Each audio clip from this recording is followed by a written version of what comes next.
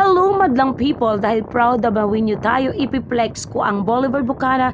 Dito po yan sa 76 Das, ay napakaganda na talaga ng karagatan. Super duper linis na at sarap ng pagmasdan. Mapapapawaw ka talaga at mapapaproud ka talaga, lalo na sa aming mga leader dito po sa Davao.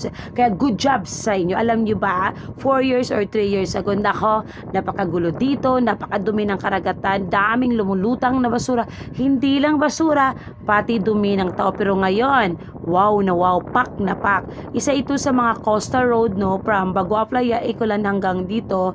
Kaso lang napuputol lang sa Icolan dahil nga hindi pa tapos. Maybe next year, marami ng mga magagandang sasakyan ang dumadaan dito. Sa ngayon, di ba pwede kang maglakad dito guys, tuwing umaga or hapon or mag-jogging. Ay, mapapapawaw ka talaga. At syempre, ang sarap na lang hapi ng simoy ng hangin. Kaya, good job sa ating lahat. Bye-bye!